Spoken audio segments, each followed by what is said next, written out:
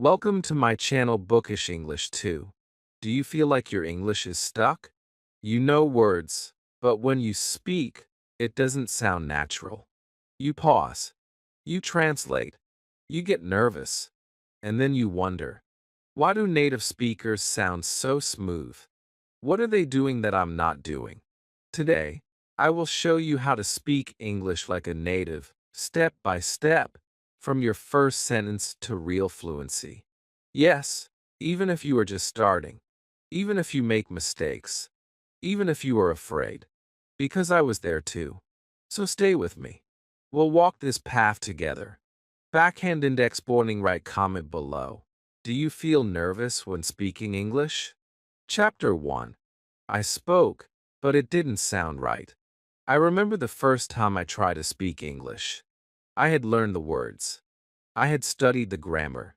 I had even practiced some sentences at home. I thought I was ready. I walked into the room. Someone asked me a question in English, and I tried to answer. I said the right words. I formed the correct sentence. But something felt wrong. The person looked at me with confusion. They asked me to repeat. I said it again. Still, they didn't understand. My heart sank. I had used the words, but I did not sound natural. It felt like I was speaking with a heavy coat on my voice.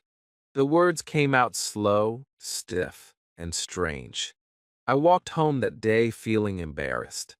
I kept asking myself, what went wrong? I knew the sentence was correct.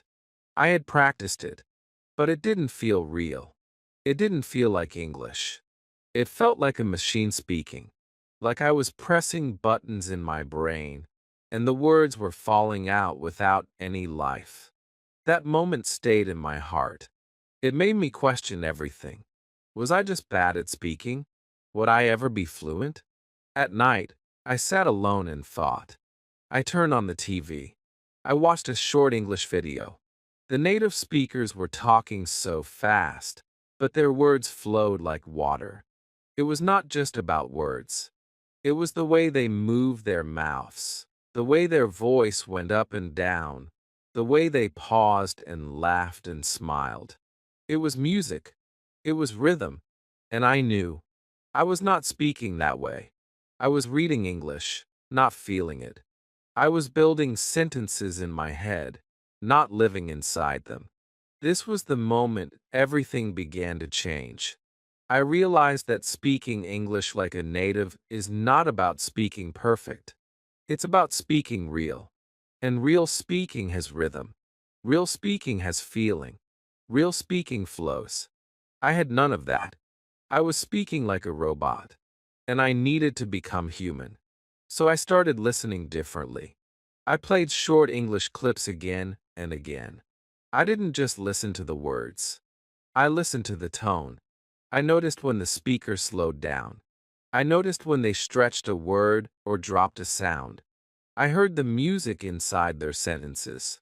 This was the beginning of my new training. The next morning, I stood in front of the mirror. I picked one sentence from the video. I said it slowly. I don't know. My voice was flat. No feeling. No life. I played the video again. The native speaker said it with emotion. I don't know, it was soft. It had a sigh in the middle. The don't was soft. The no dropped a little at the end. I copied the sentence again. I don't know, still wrong. But better. I tried again. I don't know, again and again. I wasn't just saying words. I was copying rhythm. After many days, I noticed something. My sentences started to sound better. I didn't feel embarrassed when I spoke. People began to understand me faster. I didn't need to repeat. They smiled. They nodded. They replied in English, not slow, not strange, but normal, like I was one of them.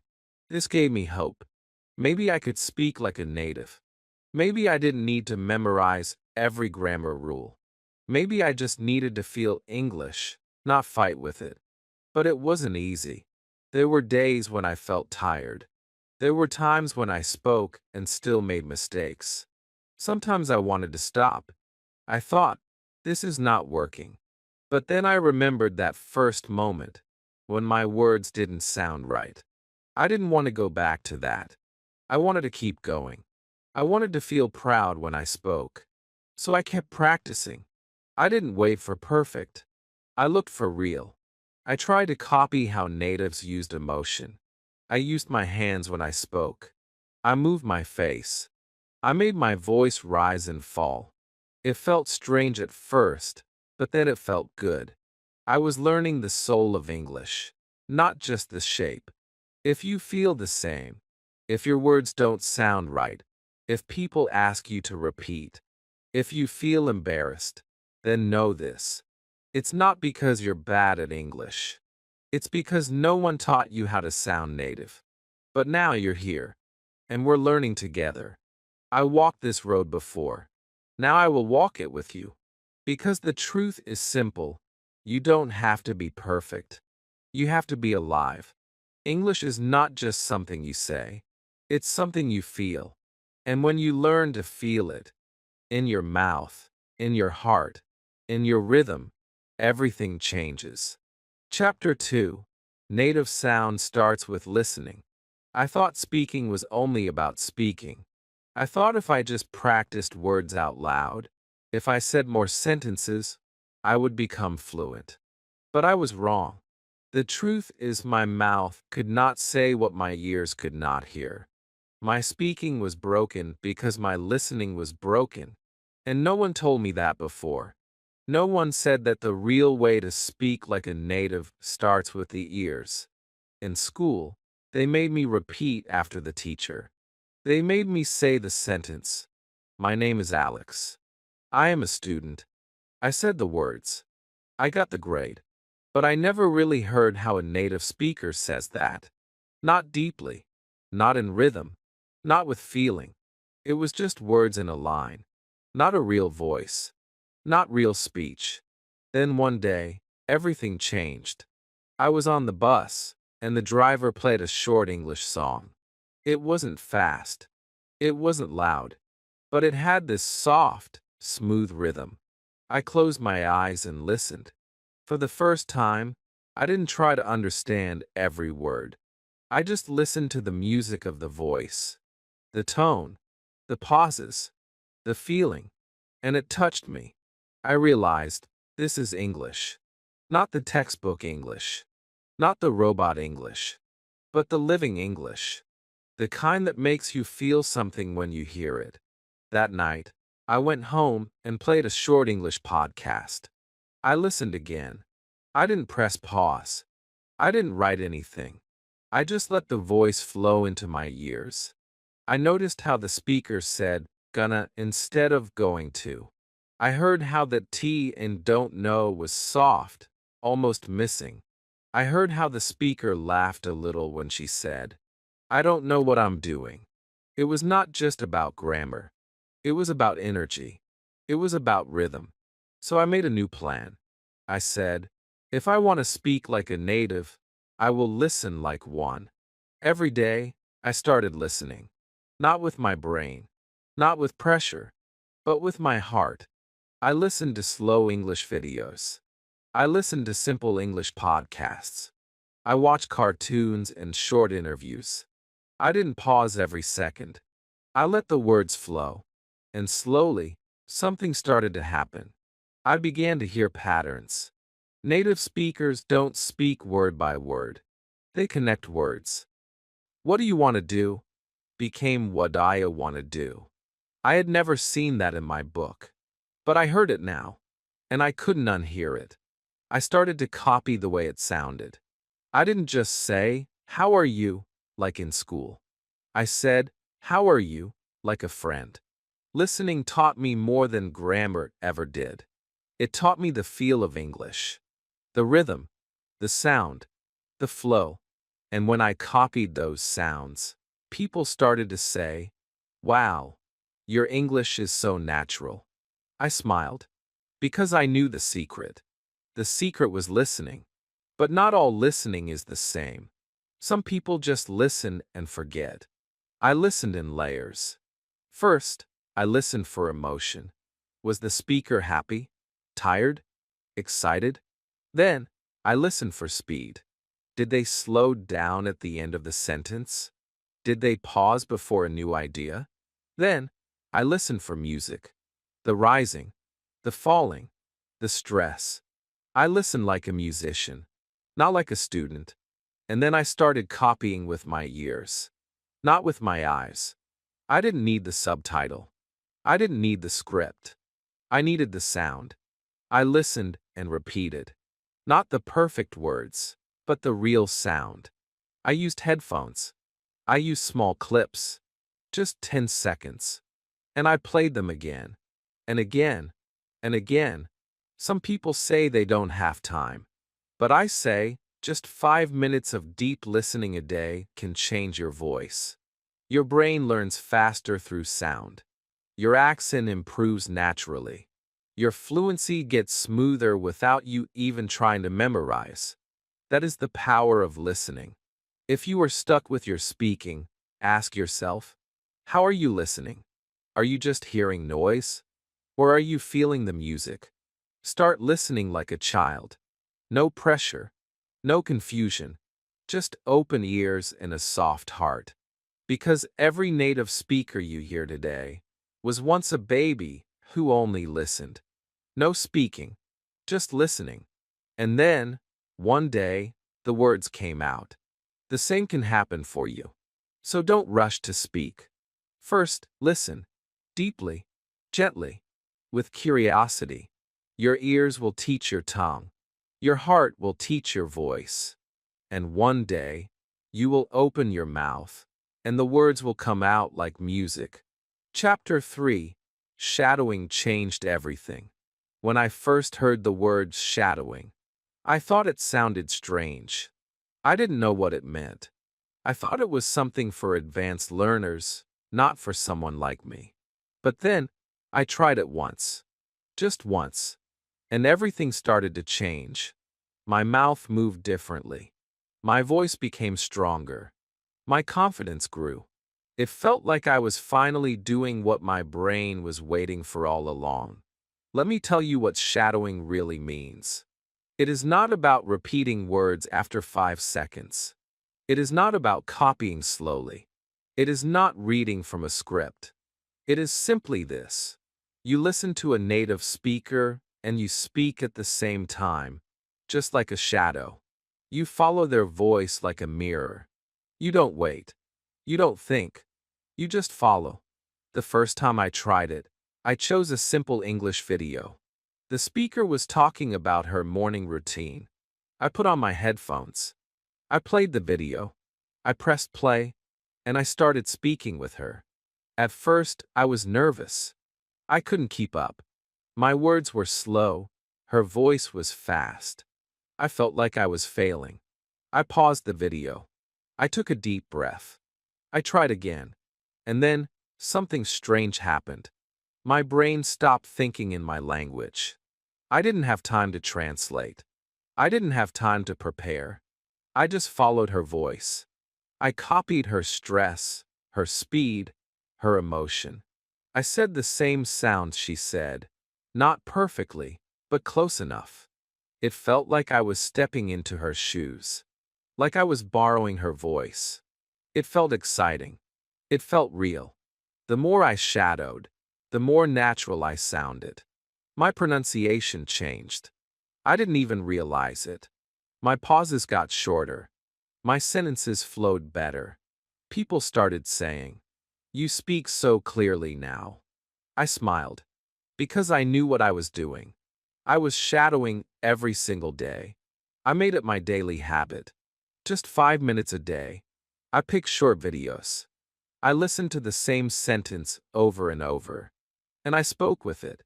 I didn't care if I made mistakes. I didn't care if my voice cracked. I kept going.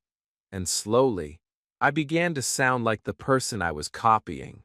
But shadowing is not easy at the start.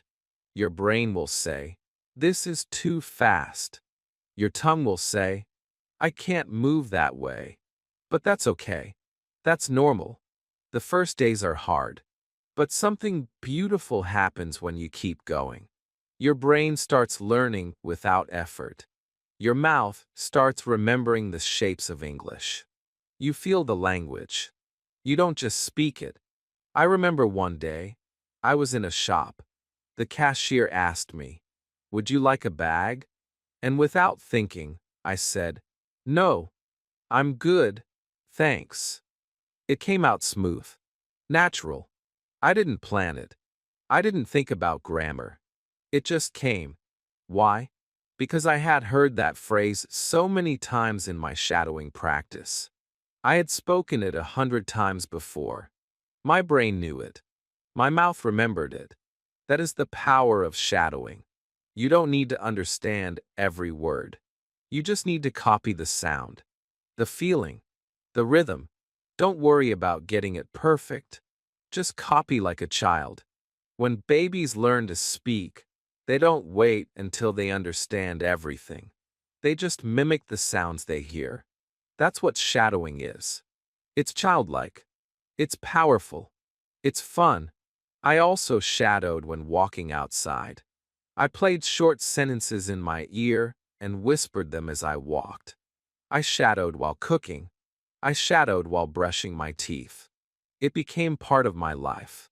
No classroom, no teacher, just me, my voice, and a native speaker in my ear.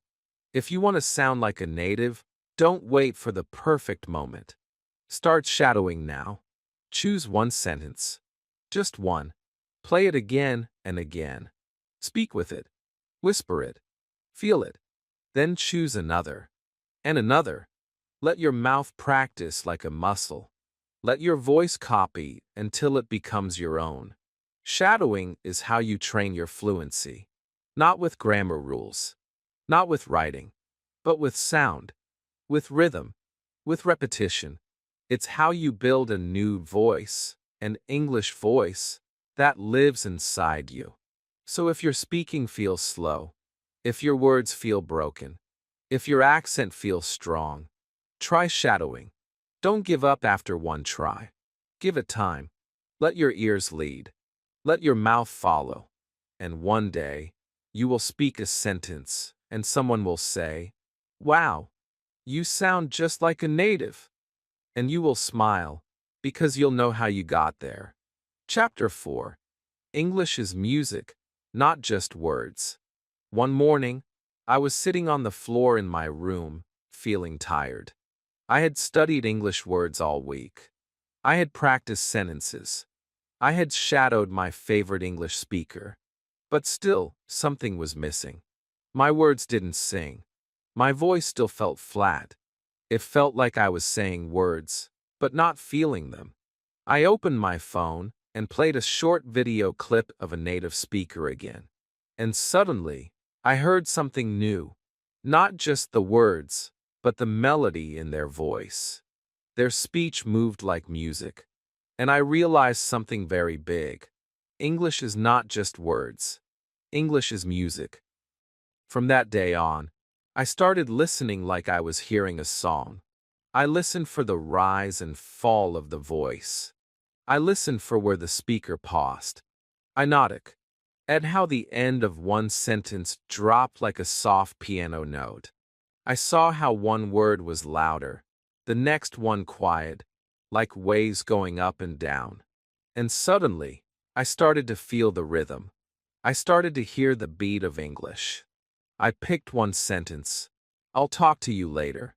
I said it the way I always did, slow, word by word. "I will talk to you later." Then I played the native speaker version. "I'll talk to you later." It was fast. It was smooth. The stress was on talk, and later. That to you became one sound. Tia. It was music, and I wanted to play that music with my own voice. So I started small. Every morning, I picked one short sentence. I listened 5 times. I copied the sound 5 times. I didn't care about meaning. I didn't care about grammar. I only cared about the sound. I moved my hand like a conductor. I followed the stress, the flow, the pause. I said the line again and again until it felt like singing. After a week, something started to shift. My English voice felt lighter. I was no longer pushing words out of my mouth. I was flowing with them. I was riding the rhythm. It felt like dancing with my voice. And people noticed. One friend said, "Your English sounds smoother now." That gave me so much energy. I knew I had found something powerful. Then I started playing a little game. I would hear a native speaker and try to copy their sentence like a song. Not just the words, the emotion, the pause, the movement. If they sounded excited, I sounded excited. If they sounded tired, I did too. It was not about saying it perfectly. It was about feeling it honestly. I learned that every language has music. In my native language, I speak with feeling. I pause. I raise my voice. I smile or get serious. English is the same. But at first, I had turned off the music. I was focused on rules, not rhythm. I was trying to be correct, not expressive. But now I knew. If I wanted to sound native, I had to bring the music back. And you can too. Start with short phrases. Feel the rhythm. Say it slowly, then fast. Say it like you're acting in a movie. Say it like you're singing to a friend. The more you play with your voice, the more native you will sound. One of my favorite lines was, "I'm not sure." Such a simple sentence. But I heard it said in so many ways. I'm not sure. I'm not sure. I'm not sure. Each one had a different feeling. Each one was a new note in the music of English. I practiced all of them. I didn't just know the sentence. I knew the feeling behind it. English is not only grammar. English is not only vocabulary. English is sound. It is rhythm. It is breath. It is emotion. It is the music of connection. And when you speak with music, people listen. People feel you. People understand not just your words, but your heart. So if your English feels heavy, if your sentences feel flat, maybe it's not your grammar. Maybe it's your music. And you can change that. Today, pick one phrase. Feel the beat. Speak with a smile. Speak with a sigh. Speak like you're telling a story. Not a test. Not a rule. A story. Because when you speak English like music, your words come alive. And people will say, "You sound so natural. You sound like a native." And you will smile, because your voice finally sings. Chapter 5. The Secret of Short Phrases. I used to think I needed long, difficult sentences to sound like a native speaker. I believed that native English speakers spoke with big words, long grammar, and fancy vocabulary. So I studied hard. I memorized long sentence structures. I tried to use advanced words in my daily speech. But instead of sounding fluent, I sounded confused. My mind was busy. My mouth was slow. I was tired. One day, I was watching a simple English video. Two native speakers were talking about their day. I listened carefully. And what surprised me was this. They were not using big words. They were not using perfect grammar. They were speaking in small phrases. Easy phrases. Short, powerful expressions like, "What's up? You got it. Hang on. No way. All good." I paused the video. I listened again. I felt something new. These phrases were fast, natural, and full of feeling. I realized something important.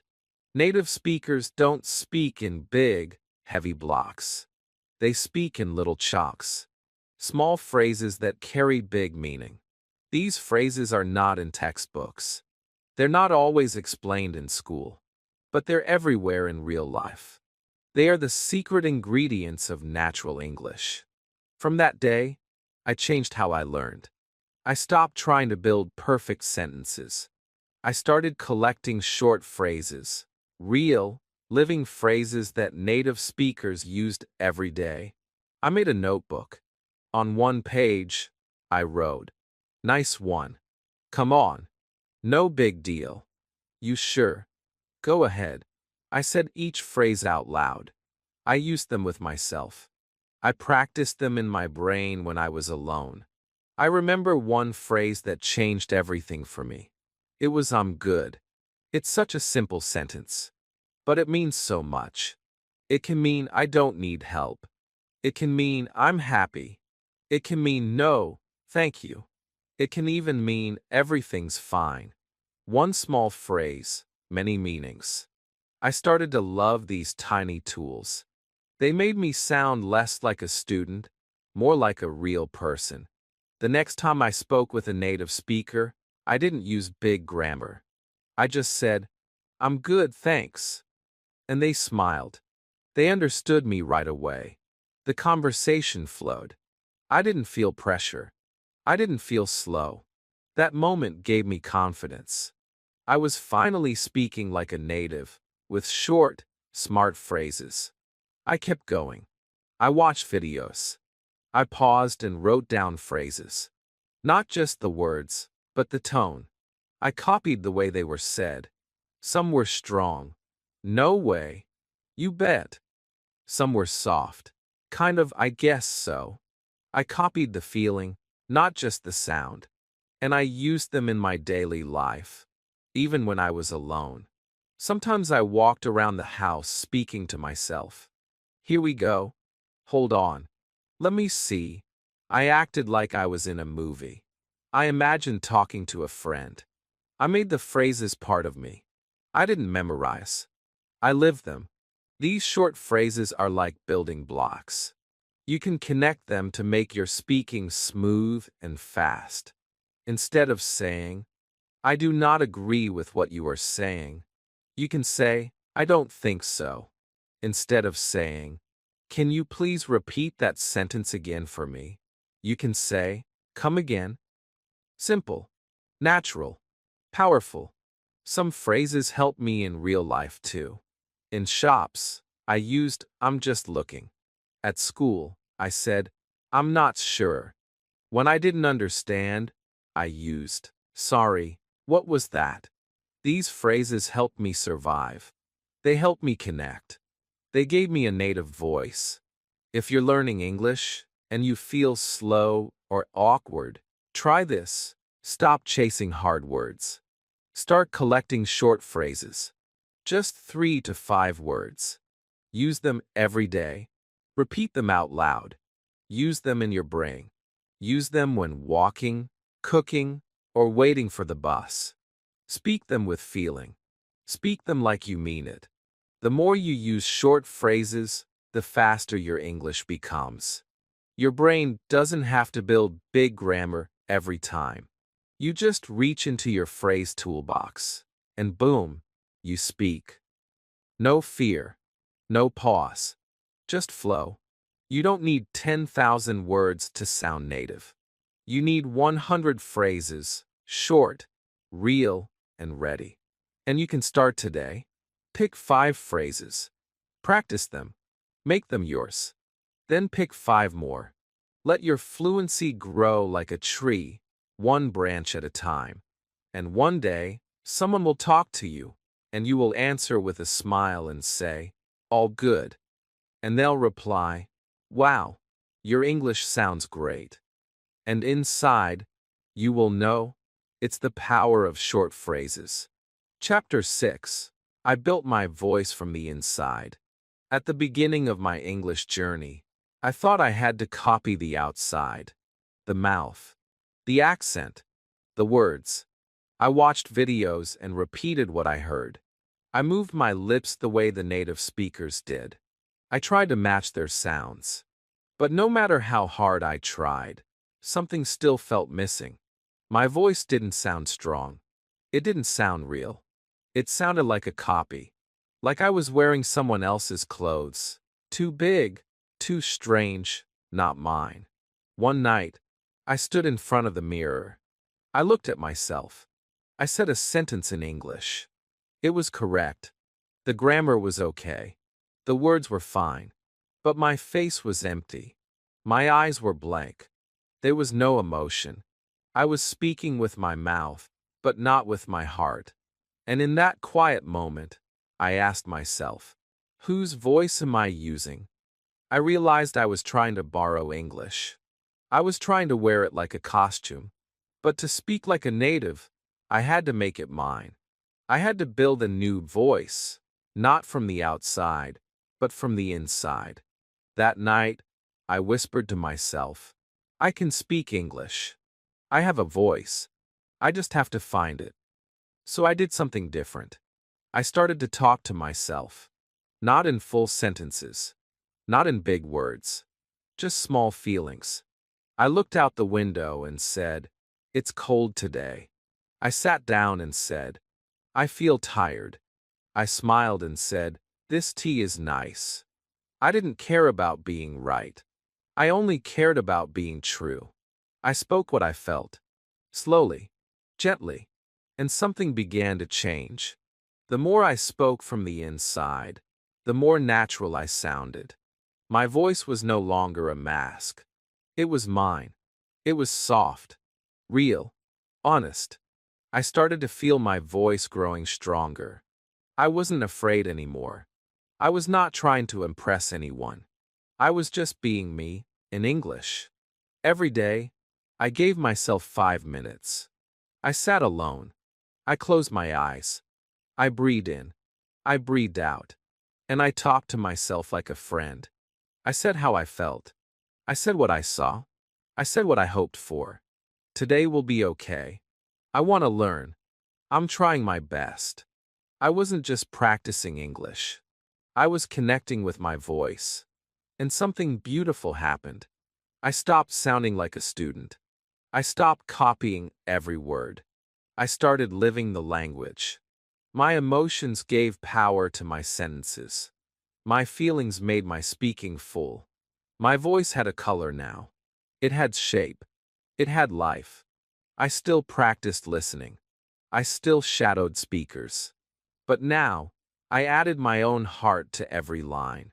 If I shadowed this sentence, I don't know. I said it in my way, sad, or confused, or even playful. I gave each sentence a piece of me. That made my voice unique. That made it mine. I also started acting a little. I pretended to be in different situations. Excuse me, can you help me? I said it like I was lost. I'm fine, thank you. I said it like I was happy. I didn't need a stage. I didn't need an audience. My room was my practice ground. My voice was my tool. The more I spoke from the inside, the more confident I became on the outside. People started to listen, not because I had perfect grammar, but because I had presence. I had emotion. My English was no longer cold. It was warm, alive, and you can build your voice too. Don't wait for permission. Don't wait until your English is good enough. Your voice is already inside you. You just have to open the door. Start small. Talk to yourself. Say what you feel. Be honest. Be kind. Let your voice grow, not from the rules in a book, but from the rhythm in your heart. Because in the end, fluency is not just speed. It's not just accuracy. It's honesty. When your English voice comes from your feelings, not your fear, then you're not just speaking. You're connecting. And that's what native speaking really means. You don't need to sound perfect. You need to sound real. And your real voice is already waiting. Chapter 7. Stop thinking in your native language. This was the hardest part of my journey. Not the grammar. Not the vocabulary. Not even speaking. The hardest part was what happened before speaking. The moment in my head when I had to think. My thoughts were always in my native language. I heard a question in English, and my brain started working like a machine. First, understand the English. Then translate it into my own language.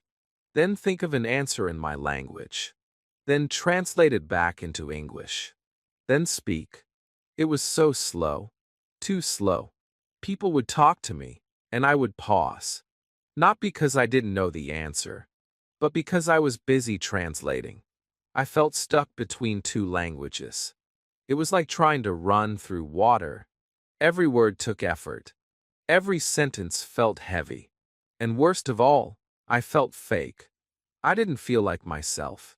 I was just a slow machine.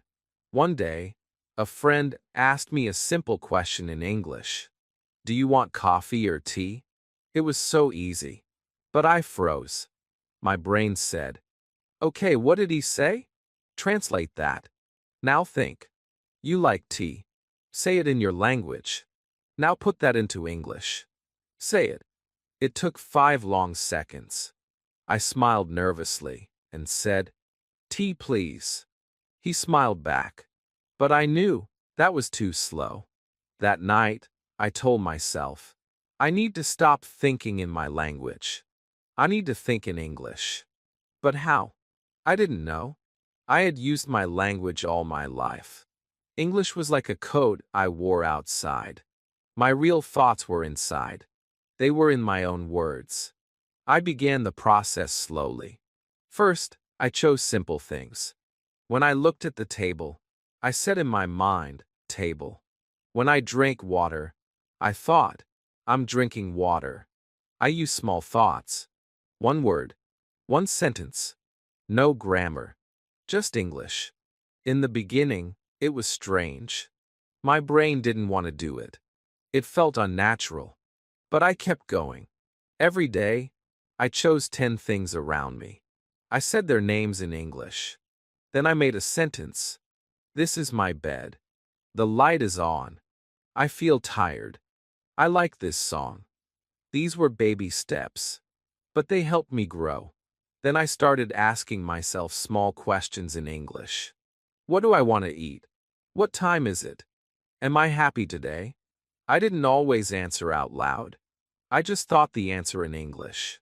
Sometimes I got stuck. Sometimes I had to guess. But slowly, my brain started to understand what I wanted. It started to respond in English, without me asking for it. I remember one morning, I woke up, and the first thought in my head was in English. I don't want to get up. It shocked me. I smiled. I didn't plan that. It just came. That was the moment I knew something had changed. My brain was learning a new way to think. Not because I forced it, but because I trained it, gently, every day. I stopped translating. I stopped thinking, how do I say this in English? Instead, I asked, how would an English speaker feel this? That shift helped me stop fighting with language. I started living in it. It doesn't happen in one day. Your brain will want to return to your native words. That's okay. Let it happen. But guide it back. Say the English word. Repeat it. Make English the default. Not perfect English, just your English. I also use pictures. I looked at a tree, and I said tree, not the word for tree in my language. I looked at my hands and said hand. I saw the sky and said blue. These small, honest words helped me build a direct connection. No translation, just understanding. If you're still thinking in your language, don't feel bad. It's normal, but it slows you down. It hides your real voice. It keeps you locked inside a system. You don't need to be stuck there. Train your brain like you train a baby. Speak simply. Think simply. Feel the word, not the rule. Say what you see. Say what you feel. Say it in English, even if it's broken, even if it's slow. That's how the new voice grows. And one day, someone will ask you a question in English, and you will answer without pause, without thinking, without fear. The words will come from inside, not from translation, from transformation. That is the day you'll know your brain now lives in English. Chapter 8. Your brain learns like a baby's brain. One day, I was sitting in a park. I saw a small child, maybe 1 year old, trying to speak for the first time. He looked at a dog and made a sound like G-U-H. He pointed. His mother smiled and said, dog. The baby repeated it slowly. Duh. The mother clapped. The baby laughed. And I sat there watching, thinking, this is how learning starts. That little baby didn't use grammar. He didn't say that is a dog. He didn't know rules. He didn't memorize vocabulary. He just listened, copied, and tried. He used sound and emotion.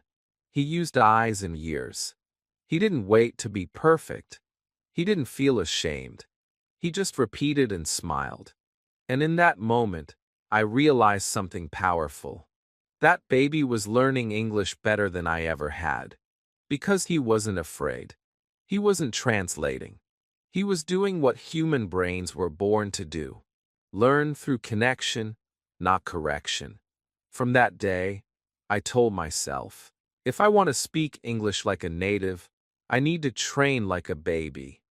So I started doing things differently. I stopped worrying about being right. I stopped asking, is this correct? I started asking, can I feel this sentence? When I heard, I'm hungry, I didn't think about subject and verb. I just pictured a baby saying it with his hands on his stomach. That's it. I didn't need grammar. I needed understanding. Babies listen first. They don't speak for months. They hear the same words again and again. Come here. No, milk. More. And then one day, they open their mouth, and the words come out. That's how I started training my ears. I listened to easy English every day. I didn't try to remember everything. I just let my brain absorb it, like a sponge. I didn't understand every word. But that was okay. I was learning like a baby. No pressure. Just play. I also started repeating sounds, not full sentences. Just small pieces. One word. Then two. I would hear someone say good morning, and I would whisper, good morning. I said it slowly, like a baby learning to talk. And I smiled while saying it. I laughed when I said it wrong.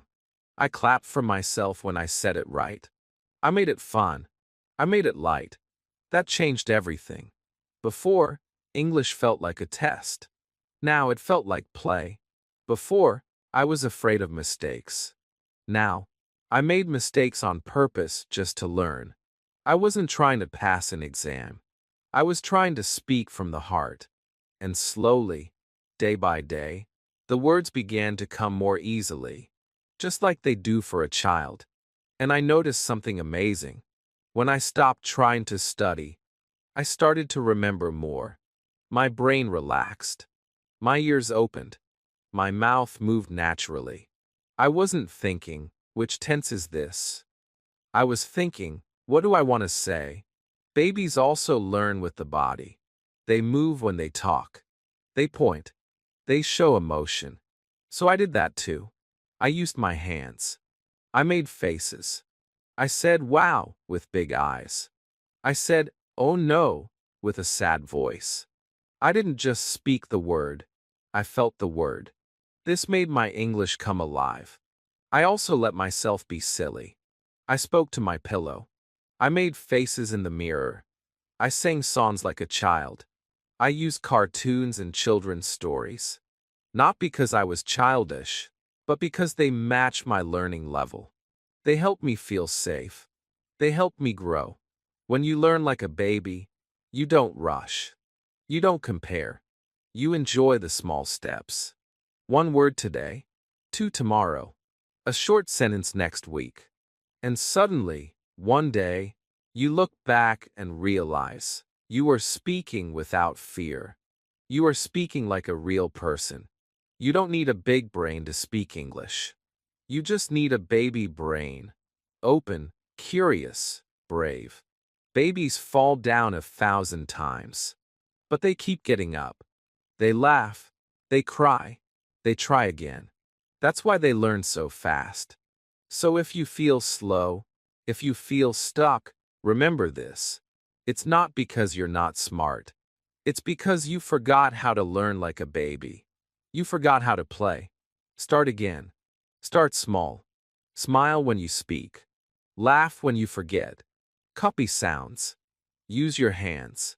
Watch cartoons. Repeat slowly. Let your voice grow from inside you. Because when your brain learns like a baby, your heart learns with it.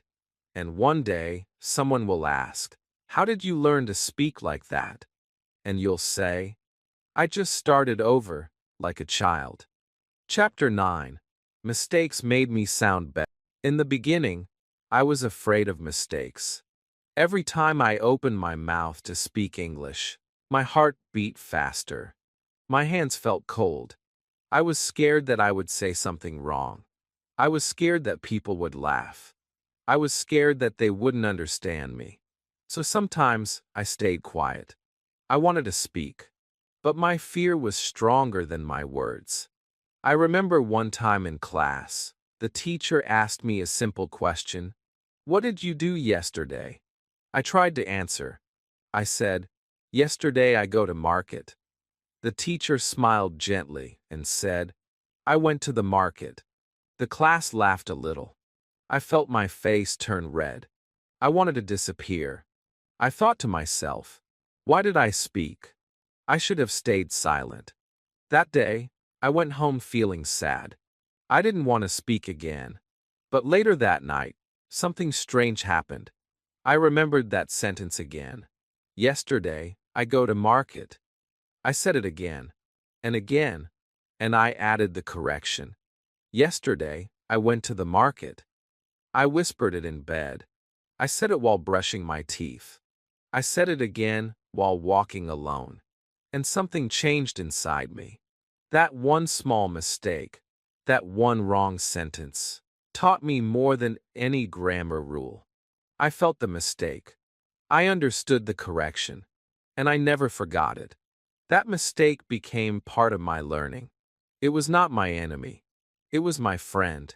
After that, I started to look at my mistakes differently. I didn't run away from them. I didn't hide from them. I welcomed them. I even started writing down my mistakes in a notebook. Every time I said something wrong and someone corrected me, I wrote it down. I added the correction. Then I practiced both versions. The wrong one reminded me where I started. The right one showed me where I was going. Mistakes are not failure. Mistakes are feedback. They are small signs that tell us, you are on the road. If you never make mistakes, it means you're not trying. It means you're playing safe. But fluency doesn't live in safety. It lives in action. I also noticed something. Native speakers don't care about small mistakes. They don't laugh. They don't judge. In fact, most of the time, they still understand you. Even if your grammar is broken, they still know what you mean. And many of them are kind. They help you. They support you. They are happy you're learning. One day, I was speaking with a tourist. I said, "I very like English." He smiled and said, "You mean, I really like English?" I smiled back. I laughed and said, "Yes, really." We both laughed. And we kept talking. That mistake didn't stop our connection. It made it better. It made the conversation human. You see, mistakes are not walls. They are windows. Through them, we see what we need. We see where to grow. And when we fix them, we become stronger. I stopped being afraid to speak in public. I started saying, "It's okay if I'm wrong." I reminded myself, this is how I learn. I even started making small challenges for myself. I would speak to one person in English each day. Sometimes I said something wrong. But each time, I learned. And each time, I became less afraid. When we were children, we made thousands of mistakes. We fell when learning to walk. We said words wrong when learning to speak. But no one told us to stop. Everyone said, "Keep going." That's how we grew. Why should learning English be any different? Now, when I speak and make a mistake, I smile. I say, "Thank you for correcting me. I learned the right way." And I move on. I don't feel ashamed. I feel proud. Because I'm learning, not pretending. I'm growing, not hiding. If you are afraid of mistakes, please listen to me. Mistakes are your best teachers. They are part of your story. They are the reason your voice becomes stronger. Don't avoid them. Don't fear them. Welcome them. Speak. Try. Get it wrong. And then get it right. That is how fluency is born. One day, someone will ask you, "How did you learn to speak so well?" And you will smile and say, "I made so many mistakes, and I never stopped." Chapter 10. Everyday English versus School English. For many years, I believed I knew English.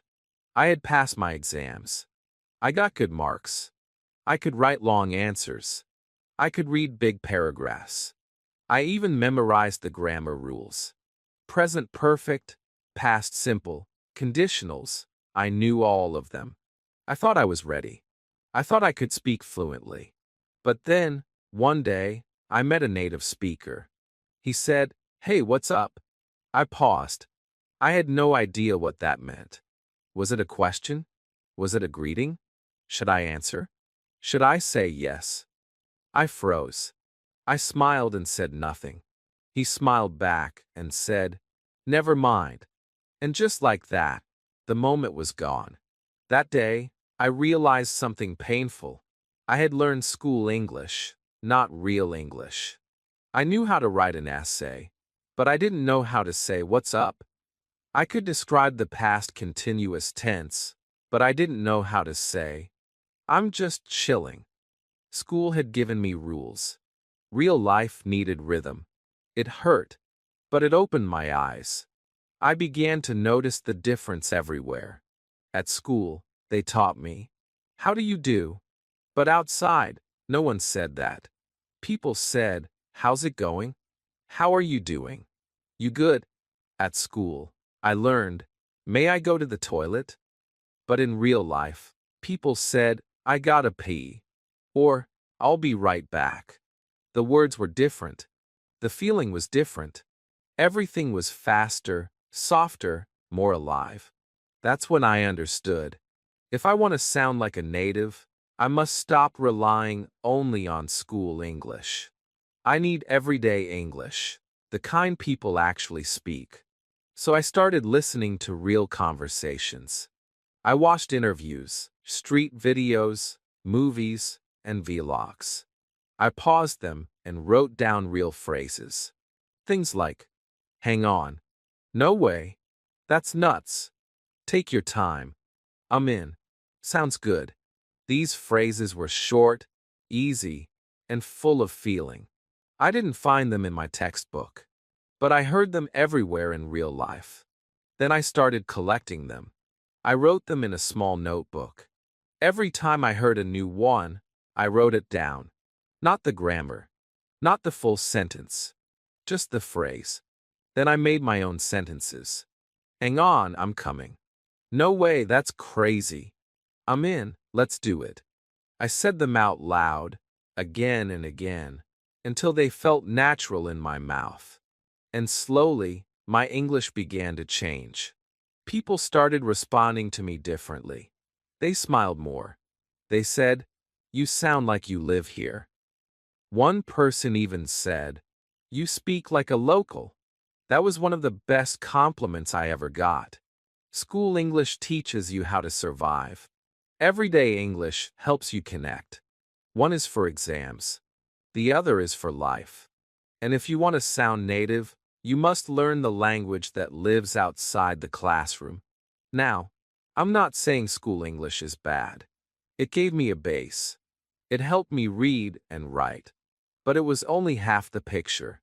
The other half came from the streets, the cafes, the videos, the real voices of real people. When I hear native speakers now, I focus on the phrases they use without thinking.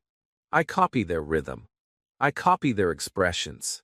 Sometimes, I don't even understand the full meaning at first, but I still practice the sound. Because that's how I grow. That's how I get closer to the real music of English. So if you feel like you know grammar, but you can't speak well, Don't worry. It means you've learned the rules. Now it's time to learn the rhythm. Go beyond the classroom. Go beyond the textbook. Listen to people. Repeat what they say. Use their words. Speak their phrases. Make them yours. And don't be afraid to sound casual. Don't feel like every sentence must be perfect. Native speakers say gonna, not going to. They say wanna, not want to. They say lemme see, not let me see. It's okay. That's real English. That's fluent English. That's how people talk when they're not in school. So start listening today. Pick 5 real-life phrases. Practice them. Use them. Replace your old, stiff English with new, soft, living English. Bit by bit, your language will come alive. Bit by bit, you'll sound like the people you hear. One day, someone will ask, "Where did you learn your English?" And you'll smile and say, "Not just school. I learned it from life." Chapter 11. Copy conversations, not just vocabulary. In the beginning, I had a big list of English words. I collected them like coins. Every day, I learned 5 new words.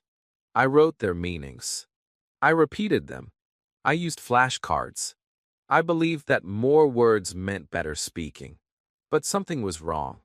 I knew many words, but when I tried to speak, nothing came out. My brain had the vocabulary, but not the flow. I couldn't join a real conversation. One day, I tried to speak with a foreign visitor. I was excited. I had studied all week. I knew the words for weather, food, and hobbies. But when we started talking, I got lost. I didn't know what to say next. I didn't know how to reply naturally. I kept pausing. I spoke like I was filling in blanks on a test. It felt forced. It didn't feel like a conversation. That night, I felt sad. I looked at my long vocabulary list. All those words. But still, I couldn't speak. Then I asked myself a question. How did I learn to speak my first language? The answer came softly. I didn't learn words. I copied people. As a child, I listened to my parents. I watched them talk. I copied their sentences. I copied how they asked questions. I copied how they said hello and goodbye. I didn't say verb or noun. I didn't study parts. I copied the whole. And slowly, it became natural. That's when I understood something very important. To speak English fluently, I must copy conversations, not just vocabulary. So I changed my method. I stopped collecting single words. I started collecting full phrases, full replies, and full dialogues. When I watched a short English video, I wrote the entire sentence. "Hey, what's going on?"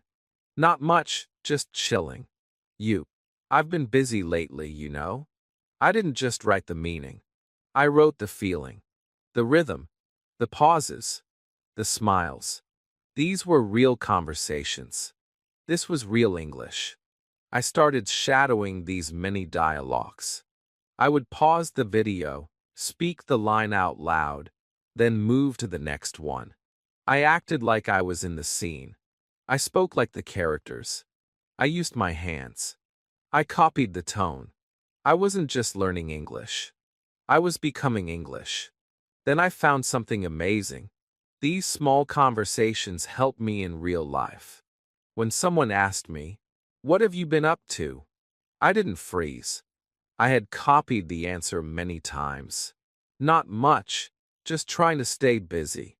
It came out smoothly. No thinking, no translating, just speaking. Copying conversations is like learning music. You don't study one note. You play the whole song. You copy how it flows. The same is true with language.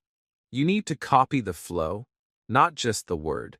When you learn full conversations, your brain starts to remember how people speak, not just what they say. I also started practicing with imaginary people. I made up situations. In my room, I would pretend I was ordering food.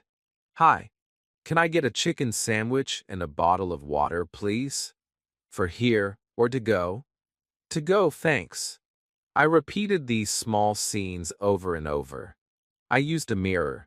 I spoke with energy. I changed my voice. I made it fun. I became the customer. I became the waiter. I became both. And slowly, my confidence grew. Not because I knew more words, but because I had practiced real talking. If you want to speak English fluently, start copying real-life scenes. Watch people talk. Write down full sentences. Say them out loud. Use the same words. Use the same timing. Use the same emotion. Don't just study the meaning. Study the moment. Vocabulary is like bricks, but conversations are like a house. Without the structure, the bricks fall down. But with the structure, they stay strong. You need both. But start with the house. Start with the whole. Then, the words will have a place to live. And when someone talks to you, you won't just say one word. You'll respond naturally, like a native, like a friend. So if you've been memorizing words but still can't speak, stop. Change your path. Start copying conversations. Watch real people. Speak like them. Practice daily. Act it out. Make it real. One day, you'll be talking with someone and you'll say, "You know what I mean," without thinking. And they'll nod and say, "Yeah, totally." And you'll smile. Because you didn't just learn English. You became part of it. Chapter 12. I practiced speaking without speaking. There was a time when I wanted to speak English, but I had no one to speak with. No teacher. No friend. No language partner. I felt alone. I felt stuck. I had so much motivation inside me, but nowhere to use it. I wanted to practice, but the room was quiet. My phone had no messages. My voice had no listener. I thought, how can I get better without speaking to someone? But then I remembered something from my childhood. When I was small, I used to play with my toys and talk to them. I gave each toy a voice. I made stories. I made sounds. I didn't care who was watching. I spoke because it made me happy. I spoke because it made me feel alive. I spoke because I could. That memory changed something inside me. I thought, maybe I don't need a real person. Maybe I just need my own voice. So I started doing something simple, but powerful. I talked to myself in English. At first, I whispered. I looked at my cup and said, "This is a cup." I stood up and said, "I'm walking to the door." I looked in the mirror and said, "You look tired." These were not big sentences. They were not perfect, but they were real, and they helped me begin. Then I started using brain speaking. When I walked outside, I didn't just look at people. I described them in my head. She is wearing a red dress. That man looks tired. The sky is blue today. I didn't say these things out loud. I said them inside. And that was enough. I made a game with myself. I gave myself little missions. Describe 5 things you see in English. Say how you feel right now in English. Imagine what you would say if someone asked you for directions. I played this game every day, on the bus, in bed, while cooking, and slowly, my English brain became stronger. Sometimes, I stood in front of the mirror and practiced real situations. I imagined I was in a shop. "Hi, can I help you?" I replied, "Yes, I'm looking for a shirt." Then I became the shopkeeper again. "What size do you need?" I went back and forth. I smiled. I acted. I played.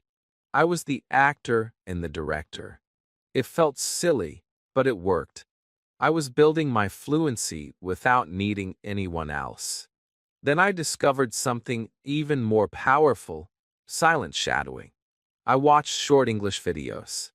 I didn't speak out loud. I just moved my lips while the speaker was talking. My voice was quiet, but my mouth was practicing the shapes. I was training my muscles. I was copying the rhythm. And even though there was no sound, my fluency was growing. You don't always need to speak out loud to improve. Sometimes, you just need to move with the language. Feel it in your body. Let your brain speak silently. Let your thoughts take the shape of English. The important thing is not volume, it's connection. Some days, I wrote short sentences about my day. Then I read them out loud like a story. I read slowly, with feeling. Today I woke up late.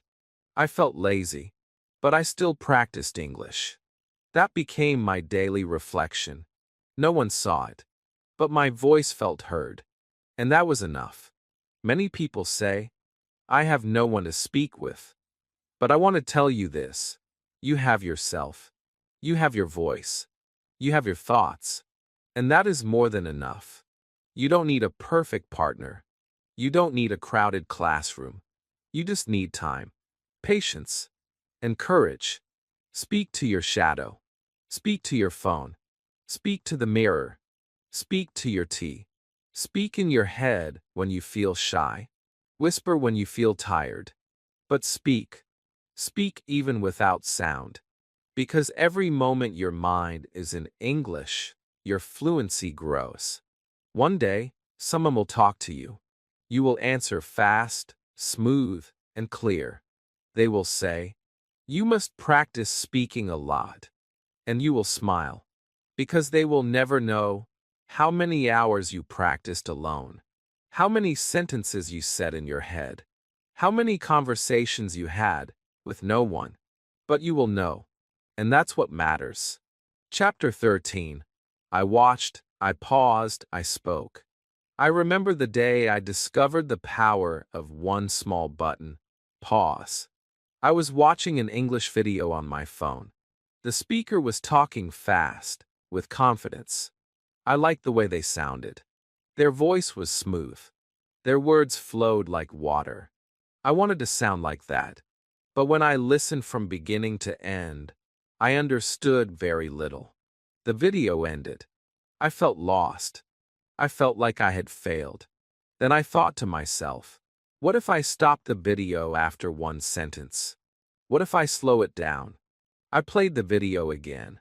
This time, I paused after the first line. The speaker said, "Hey, how's it going?" I repeated it. "Hey, how's it going?" I pressed play. Pause again. Next line. "Not bad. Just got home from work." I copied it. "Not bad. Just got home from work." I kept going, one sentence at a time. And something started to happen. My ears began to notice the music of English. My mouth began to copy the rhythm. My voice started to sound different. Not perfect, not native, but better, stronger, more natural. And for the first time, I felt like I was speaking real English, not textbook English. That night, I couldn't stop thinking about it. Watch, pause, speak. It sounded so simple, but it felt like magic. I had spent years trying to speak English quickly, but now I saw that speaking fast was not the goal. Speaking naturally was. And that comes from slowing down, not speeding up. So I made it a habit. Every day, I chose one short video, no more than 2 minutes. A movie clip, a vlog, a podcast. I listened to the first line. I paused. I spoke it out loud. I didn't just repeat the words. I copied the tone. I copied the emotion. I copied the way the voice went up and down. I tried to become the speaker. I didn't understand every word, but I didn't need to. I focused on the sound, the structure, the speed. I let the sentence enter my ears and come out through my mouth. That was my training. No grammar book. No dictionary. Just me, my ears, and my voice. Some days, I stood in front of the mirror. I played a line from a movie. I paused. I looked at myself and said the line. Again and again. I watched my face. I moved my hands like the actor. I gave life to the words.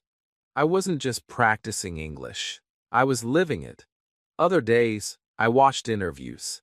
I copied how people said, I mean, or, you know, or that's crazy. These small phrases had feeling. They gave my English energy. I learned how to say, oh really, with surprise. How to say, I guess so with doubt. These things were never taught in school, but I learned them from pressing pause. At first, it was hard. I made mistakes. I couldn't always keep up. My voice cracked. My timing was wrong. But I didn't stop. I knew I was training my mouth. I was building muscle. And every sentence I copied brought me closer to fluency. I also learned to love my voice. I recorded myself. I listened to how I sounded. I compared it to the video. Sometimes it made me laugh. Sometimes it made me proud. But it always helped me improve. And that was the goal. If you feel like your English is stuck, if you feel like you're always listening but never speaking, try this. Watch a short video. Pause after one line. Speak it. Copy the sound. Don't worry about being perfect. Just copy with heart. One sentence at a time. You don't need a teacher. You don't need a partner. You just need a voice to follow and the courage to pause. The pause button became my best teacher. It gave me time. It gave me focus. It gave me power. I wasn't just watching anymore. I was participating. I was becoming the speaker I once admired. One day, I had a real conversation in English. I didn't freeze. I didn't panic. The words came. The phrases flowed. I said things I had copied 100 times from videos. No worries. I'm just messing with you. Let me think. They came out naturally. And the person I was talking to smiled and said, wow, you sound so comfortable in English. I smiled too. But inside, I knew the truth. It wasn't magic. It wasn't talent. It was just a habit. Watch. Pause. Speak. Again. And again. And again. Chapter 14. My voice was my teacher. For a long time, I avoided listening to my own voice. Every time I heard myself speak English, I felt strange. It didn't sound right. It sounded too slow, too soft, too different from the native speakers I admired. So I never recorded myself. I never listened. I thought, why should I hear my mistakes again? But I didn't know something very important. I didn't know that my own voice could be my best teacher. It started by accident. One evening, I was practicing English with my phone. I was reading a short story out loud. Without thinking, I pressed the record button. I finished the story, saved the file, and forgot about it. Later that night, I played it back. At first, I cringed. My voice sounded unfamiliar. I made some mistakes. I mispronounced a few words. But then, something surprised me. I understood myself. I could hear my rhythm. I could hear which words were too fast and which were too slow. I noticed where I stopped, where I stumbled, where I was strong. That moment changed everything. The next day, I did it again, this time on purpose. I recorded a short conversation from memory. Something simple. Hi, how are you? I'm fine, thanks. What about you? I listened to it 3 times. And I learned something each time. The first time, I heard my confidence. The second time, I noticed my mistakes. The third time, I understood what to fix. That was the day I made a new promise to myself. From now on, I will record my voice every day. I didn't need a studio. I didn't need a microphone. I only needed my phone. I started with 5 minutes a day. I picked one sentence. I recorded it. I listened. I repeated it. Then I picked a paragraph. I read it. I recorded again. Each time, I listened, not to judge myself, but to understand myself. And slowly, I became my own coach. I started noticing things I never saw before. I was dropping important sounds. I was not stressing the right syllables. I was ending sentences too flat. But now I could fix them, because I could hear them. I could hear where I was weak. I could hear where I was strong. I was no longer guessing. I was learning directly from my own voice. And something beautiful happened. The more I listened to myself, the more I respected myself. I stopped being afraid of how I sounded. I stopped hiding. I started accepting that this is my voice, and it's okay. It's not perfect. It's not native, but it's growing. Then I started comparing my voice to native speakers. I played one sentence from a video. Then I recorded myself saying the same sentence. I placed them side by side. I listened closely. I asked, where am I different? I didn't feel sad. I felt excited. I could now see the small gap, and I knew I could close it. I practiced every day. I started using apps to speak and record. I created fake conversations. I made voice notes about my day. Today I went to the market. I'm feeling tired but happy. I watched a good movie. These small daily recordings became my training, and they helped me improve faster than anything else. Your voice is not just a sound. It is a tool, a mirror, a teacher. It shows you where you are, and it helps you go further. But most learners ignore it. They avoid it. They're afraid of it. Please don't be. Your voice is part of you, and it's more powerful than you think. You don't need to show your voice to the world. Just show it to yourself. Listen to it with love. Listen to it with curiosity.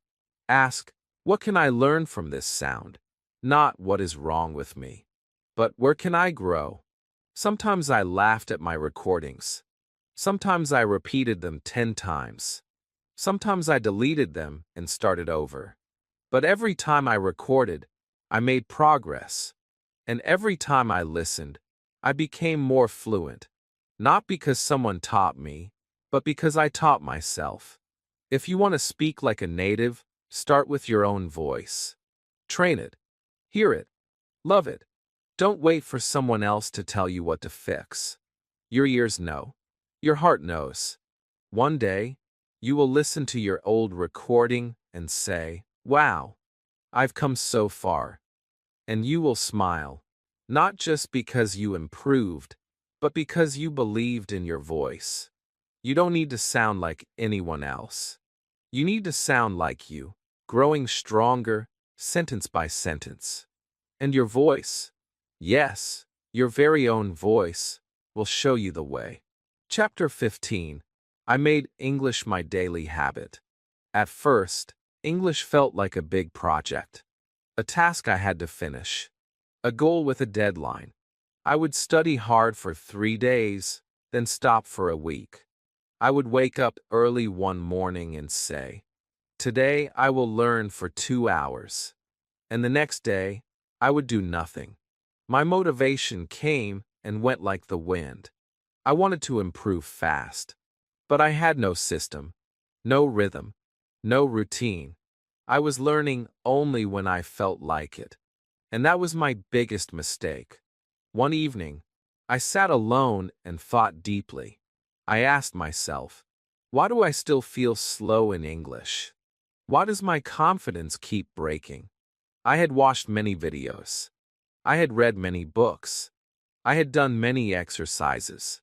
But still, I could not speak fluently. Then I looked at another part of my life, my daily habits. I brushed my teeth every day. I ate breakfast every day. I checked my phone every day. And I realized something powerful. I never missed those habits. Because they were part of my life. They were small. They were daily. They were automatic. And that's when I said to myself, I will make English my daily habit. Not a special thing. A normal thing. Like drinking water. From that day, I stopped chasing big study goals. I stopped trying to do everything in one day. I started small. I made a simple rule: practice English every day, even if only for 10 minutes.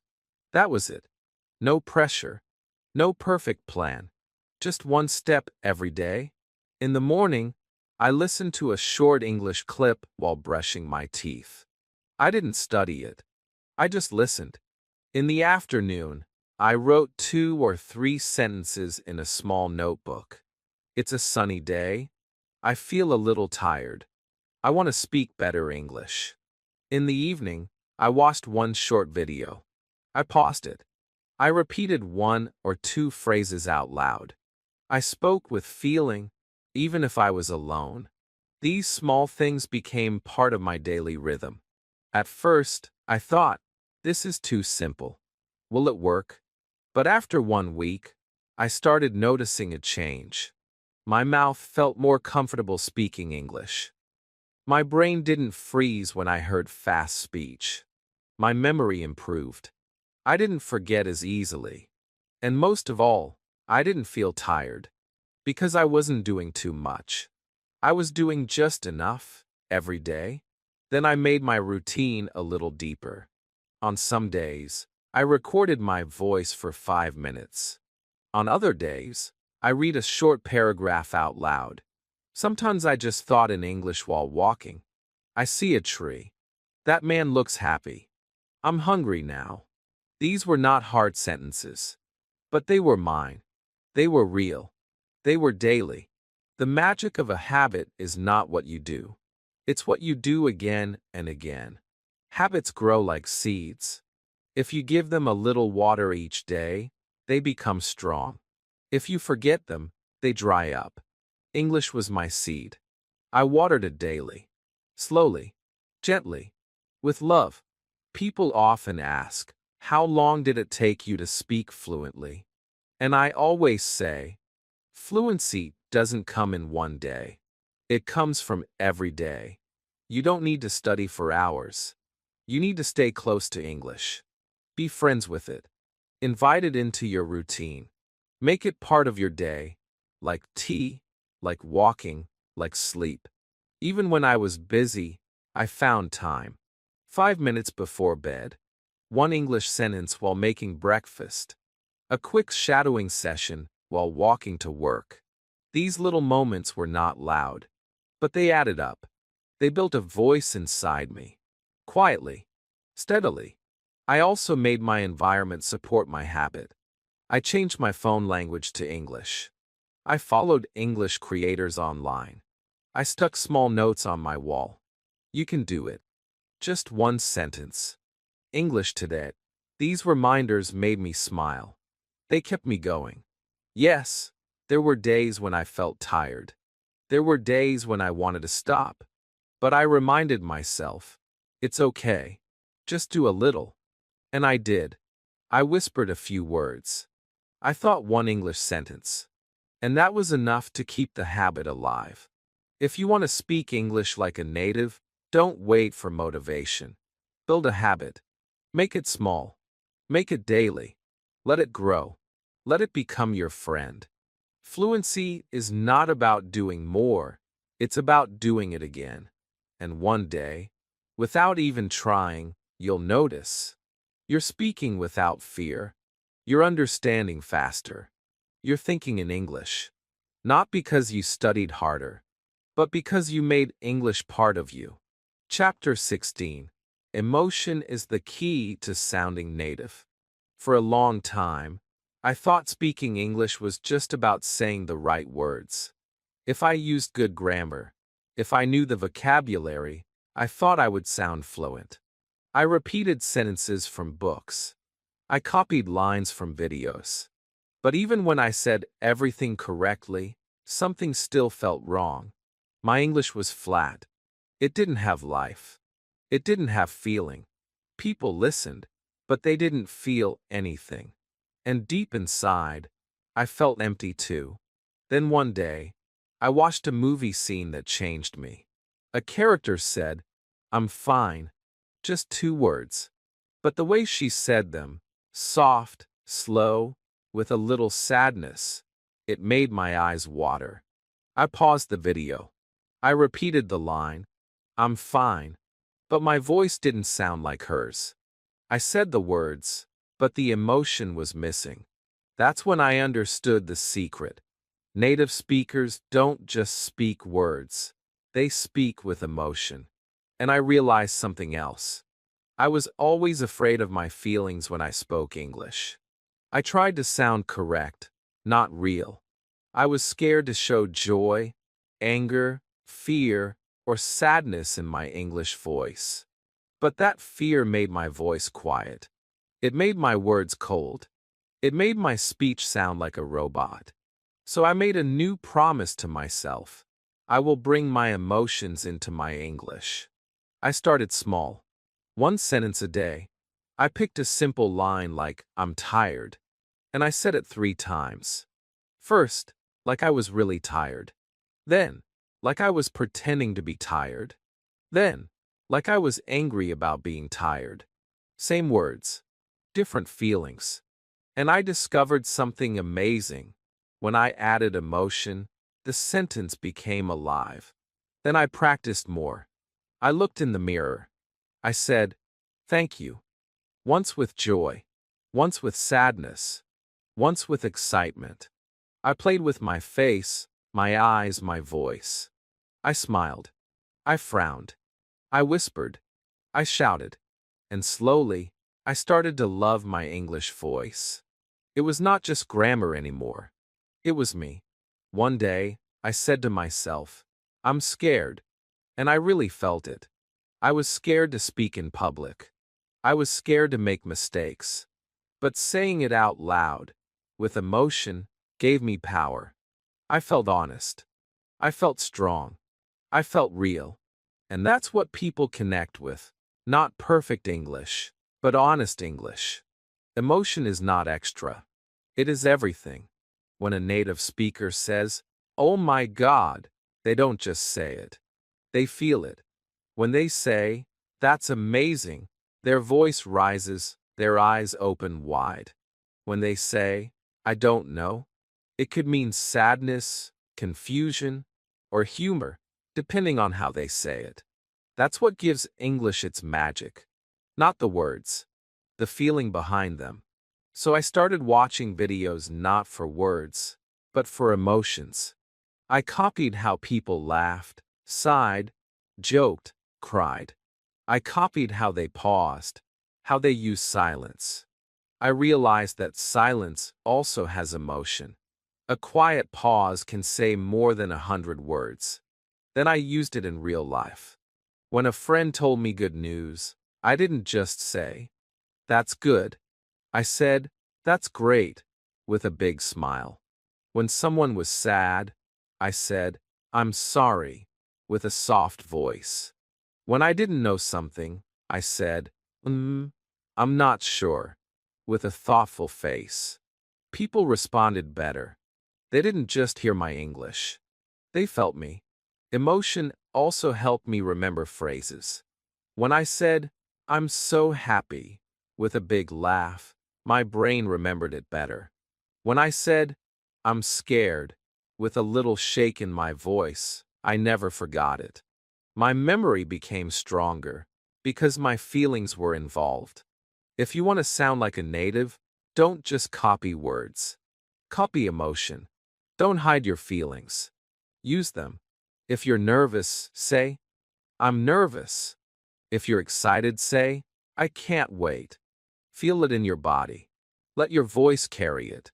Your English doesn't need to be perfect, but it needs to be alive. And only you can give it life. So today, say one sentence with all your heart. Don't worry how it sounds. Say it like it's yours. Say it with your whole body. Say it with emotion. Because that's how native speakers speak. And you can too.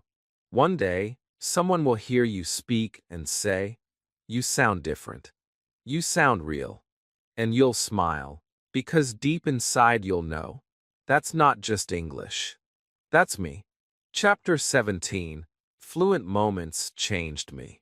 There is a moment in every learner's journey that feels like magic. A moment when the words don't stop. A moment when your mouth moves before your brain even tries. A moment when English flows like water, like music, like something you didn't even know you had inside. I call these fluent moments. And when I had my first one, it changed everything. It didn't happen in a classroom. It didn't happen during study time. It happened on a normal day, in a small moment, when I wasn't even thinking about English. I was in a cafe. A foreign tourist was standing near the counter, looking confused. He looked at the menu and said, "Sorry, do you know what this is?" He pointed at something. I didn't even think. I just answered, "Oh, that's sweet rice with milk. It's called kheer. It's really good." And then I paused. I realized something. I had just spoken English naturally. I didn't translate. I didn't prepare. I didn't hesitate. The words came out like air. Simple, clear, soft. And the best part? He understood me. He smiled and said, "Thanks. I'll try that." I smiled too. But inside I was shocked. I thought, wait, that was me. That voice was me. I walked home that day with a strange feeling in my chest. It wasn't pride. It wasn't excitement. It was something deeper. It was the feeling of becoming. For the first time, I didn't feel like a student. I felt like a speaker. Like someone who could connect. Someone who could help. Someone who could belong. That moment stayed in my heart. I thought about it again and again. And soon, it happened again. I was watching a short video online. The speaker was sharing a funny story. I laughed, and without thinking, I said out loud, "No way. That's crazy." No one else was in the room. But I had reacted in English. Naturally. It wasn't a translation. It was a feeling. It was real. These small moments, tiny, soft, and unexpected, were signs. Signs that I was growing. That my brain was changing. That English was becoming part of me. Not just a subject. Not just a skill. But a language I lived in. I started to write these moments down in a notebook. I called it my fluency diary. I didn't write grammar rules. I wrote emotions. I wrote, "Today I spoke without fear." Or, "I had a short chat with a delivery guy, and I understood him." Or, "I explained a joke in English, and they laughed." These stories were short, but they were powerful. They reminded me that I was on the right path. Fluent moments are not about speaking perfectly. They are about feeling free. Free to speak. Free to connect. Free to be yourself in another language. Even if your sentence has a small mistake, even if you forget one word, it still counts. Because in that moment, your English was alive. It wasn't from a book.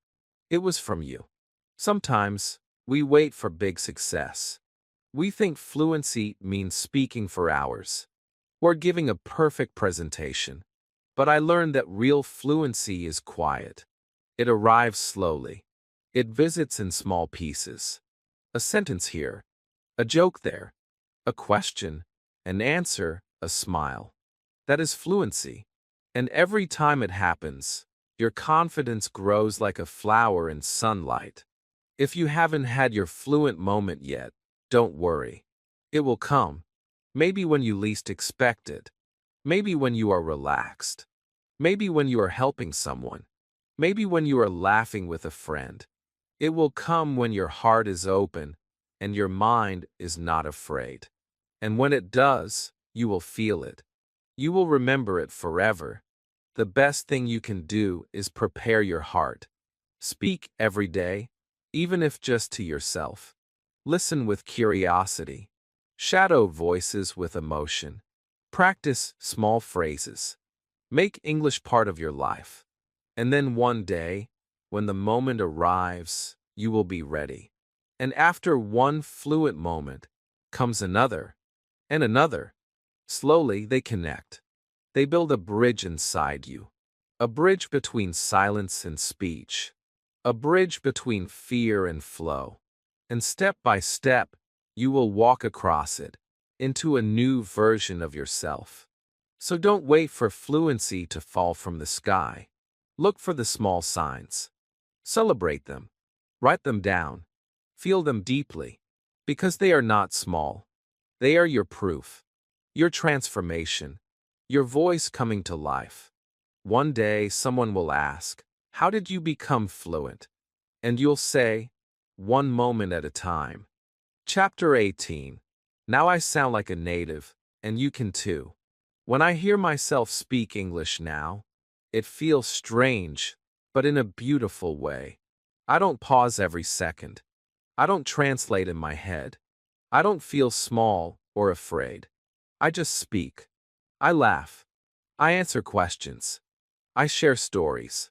I use little phrases like, "You know what I mean?" or "That's wild," without even thinking. I don't try to sound native. I just sound like me, and people say I sound fluent. They say, "You speak like a native," and I smile. Because I remember the days when I couldn't even say, "How are you?" without fear. I didn't get here overnight. I didn't wake up one morning and suddenly become fluent.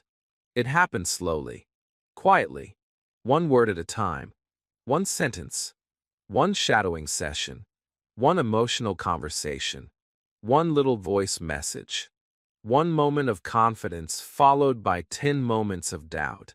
But I kept going, and step by step, my voice grew. My rhythm changed. My ears opened. And now, here I am, still learning, but not afraid anymore.